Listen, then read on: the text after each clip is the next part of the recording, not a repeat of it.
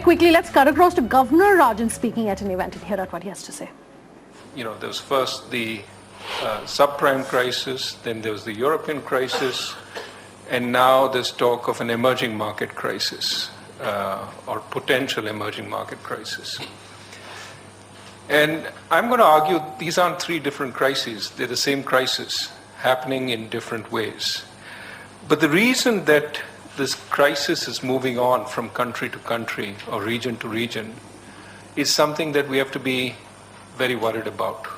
And there is scope for global action. It's difficult, but it may be necessary if we have to get out of this regime of rolling crises, which I would argue didn't start with the global financial crisis. It actually started before, in the 1990s, with the emerging market crisis then. Broadly speaking, in the economic sphere, we need broad new rules of the game, as well as a reform of the multilateral institutions to enforce them.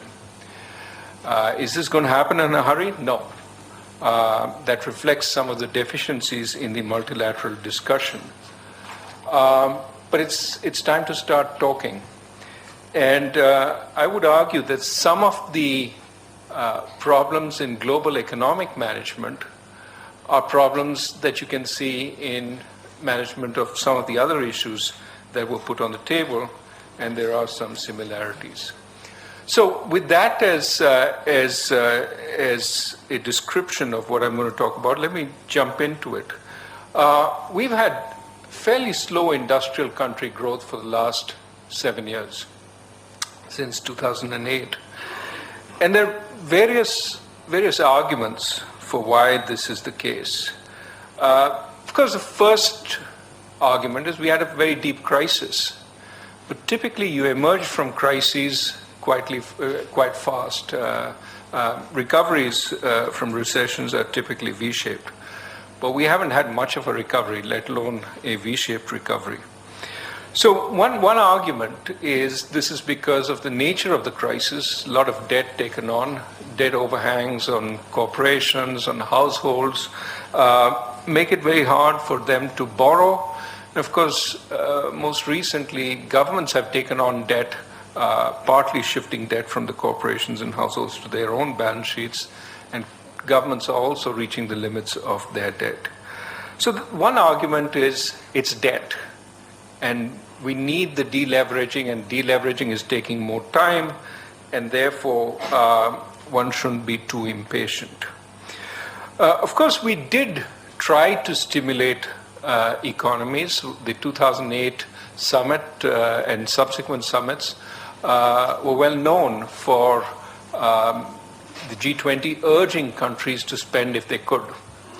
And a number of countries took up the challenge of spending, and there were massive fiscal stimulus packages, including in our own country, where we had 3 sequential stimulus packages. These haven't done the trick. They haven't quite restored growth, including in our own country. There are arguments resurfacing today that the specifics of stimulus matter. We should build infrastructure, and infrastructure is long-lasting, high returns, especially in times when construction material and construction costs are low because industry is underemployed. So let's build infrastructure. This was the mantra in industrial countries.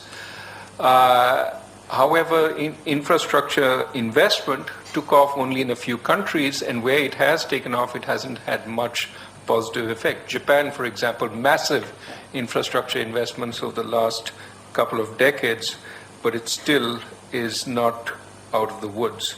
And part of the problem is, in many industrial countries, finding worthwhile infrastructure to build is hard. I mean, there's a lot of infrastructure already out there. Yes, everybody can see the potholes outside the window which needs fixing. Everybody can see a bridge or two that needs fixing. But beyond that, the large infrastructure projects that will really move the needle on growth are both harder to find, harder to coordinate on, and harder to execute.